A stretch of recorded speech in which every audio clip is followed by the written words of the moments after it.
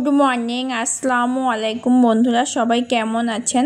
আপনাদের দোয়ায় আমি অনেক ভালো আছি। রোশনি আক্তার লাইফস্টাইলে সবাইকে স্বাগত জানিয়ে আজকে আবার একটা নতুন ভিডিও নিয়ে আপনাদের মাঝখানে চলে আসলাম।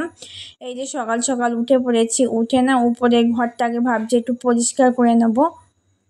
বলতে আমি রাতে শোকেসগুলো সব পরিষ্কার করে নিয়েছিলাম না, এই আলনাটাই বাকি ছিল। আজকে সকালে ভাবলাম যে আলনাটা একটু পরিষ্কার করে নেই, অনেক দিন হয়েছে না, ধুলো পড়ে গেছে। ঘরের ভিতরে কিছু নেই, এত জানলা দরজা সব দেওয়া থাকে, তাও ধুলো যে কোথা থেকে আসে কিছুই বুঝতে পারি না। কি আর করা যাবে, কিছু তো করার নেই। এই যে ঘর বাড়িগুলো প্রথমে আগে সুন্দর করে পরিষ্কার করে নেই, তারপরে দেখবো যে কি রান্না করি আজকে। যাই হোক, এই যে আলনাটা আমার পরিষ্কার করা হয়েও গেছে, গোছানোও হয়ে গেছে, আর অল্প একটুই বাকি আছে।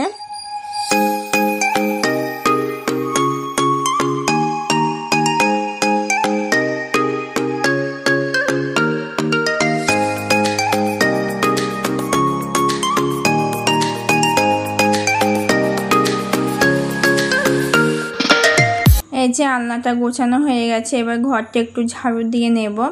আলনাটা আগে পরিষ্কার করে নিলাম, তারপরে একটু ঘরটা ঝাড়ু দেই। প্রচুর পরিমাণে ধুলো জমেছিল, সেইগুলো পরিষ্কার করে নেই।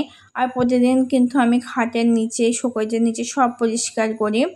যেহেতু বাচ্চা আছে ছোট, ও যেখানে সেখানে না মনা ঢুকে যায়, খাটের তলায় না আলমারির তলায় যেতে পারে না, কিন্তু ওই হাত দেয় পা দেয়, সেই জন্য সব পরিষ্কার করে রাখি। আর টিকটিকিতে এত পরিমাণে নোংরা করে তা কি বলবো, কি আর করার, পরিষ্কার তো করতে হবে ছোট বাচ্চা থাকলে। ঘর বাড়িগুলো পরিষ্কার করে নিই।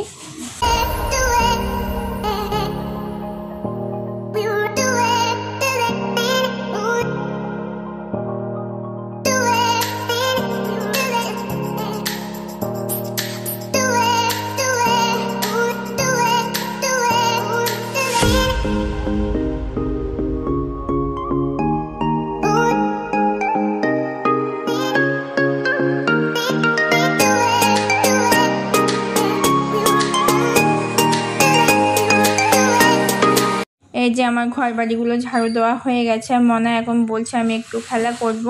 আর ওই পেপারটার ভিতরে না ও খেলনাগুলো সব ঢুকিয়ে রেখেছে, সেগুলো বার করে একটু খেলা করবে। আর ওই যে কিছুটা খেলনা বার করেছে, ওকে কিছু দিলে কিছুক্ষণ খেলা করে বসে, তারপরে আবার দুষ্টামি করে। আর আমার মনে না চুল বেঁধেছিল, সেটা আপনাদের সঙ্গে দেখাচ্ছিল যে আমি চুল বেঁধেছি। আর ও চুল বাঁধতে চায় না, তা ওর বুবুন জোর করে বেঁধে দেয়। আর এটা নিয়ে জিজ্ঞাসা করছে, মাম্মি এটা দিয়ে কি করতে হয়, চুল কাটতে হয়?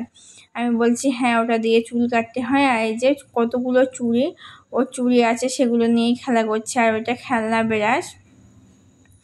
যাই হোক, মনে এখানে খেলা করুক, আমি রান্নার দিকে চলে আসলাম। আজকে রান্না করব মিসলি বলি আমরা, অনেকে পুঁই শাকের দানা বলে। মিসলি দিয়ে আমাদের মাছ করব, আর বেগুন দিয়ে পোনা মাছ করব, আর উচ্ছে ভাজা করব। না, উচ্ছে ভাজা না, ভুলে গেছি, কুমড়ো শাক, চাল কুমড়ো শাক রান্না করব। আর এই যে তেল বসিয়ে দিয়েছি, চিংড়ি মাছগুলো সুন্দর করে ভেজে নেই। আমি না কালকে উচ্ছে ভাজা করেছিলাম, সেটাই ভেবেছিলাম যে আজকে করেছি। যাই হোক, আমার চিংড়ি মাছগুলো ভাজা হয়ে গেছে, ওটা একটু জল দিয়ে দিলাম। দিয়ে চাল কুমড়ো শাকগুলো না খুব ভালো লাগে। আমি আগের দিন কুমড়ো শাক রান্না করেছিলাম, কুমড়ো শাকও খুব সুন্দর লাগে খেতে, আর চাল কুমড়ো শাকও না খুব ভালো লাগে। আর এই যে পুঁই শাকের দানাগুলো না আমার খুব পছন্দ।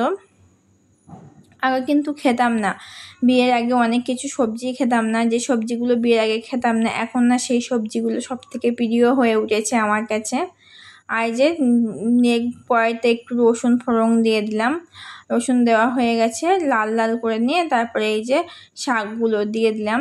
এবার শাকগুলো একটু এপিটা ওপিট করে তারপরে নামিয়ে দেব। যাই হোক, দেখতে থাকেন।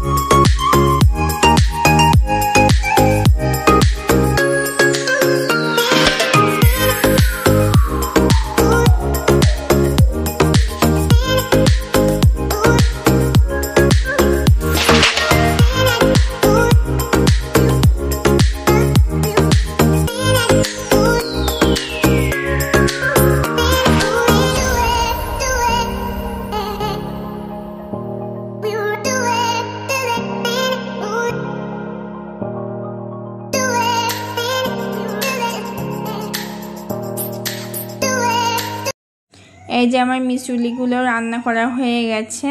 আর এই যে শাক কী কী রান্না করেছি সেগুলো দেখাচ্ছি। শাক রান্না করেছি আজ মিচুলি দিয়ে, আমাদের মাছ রান্না করেছি, বেগুন দিয়ে পোনা মাছ রান্না করেছি আর ভাত।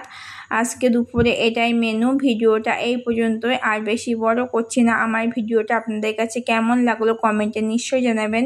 যদি ভালো লাগে লাইক কমেন্ট শেয়ার করবেন, পাশে থাকা বেল আইকনটি বাজিয়ে রাখবেন, তাহলে নতুন ভিডিও ছাড়ার সঙ্গে সঙ্গে আপনাদের কাছে নোটিফিকেশনটা চলে যাবে।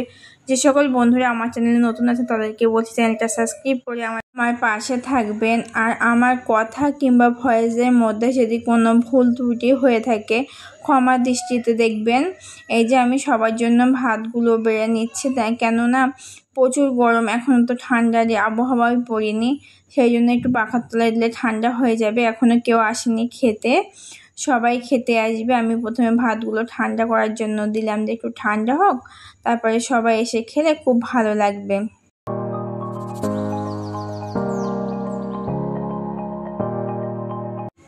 এইবার আমরা খাওয়া দাওয়া করে নেই, তাহলে আজকে এখান থেকে বিদায় নিলাম। সবাই ভালো থাকবেন, সুস্থ থাকবেন। টাটা, আল্লাহ হাফেজ, আসসালামু আলাইকুম।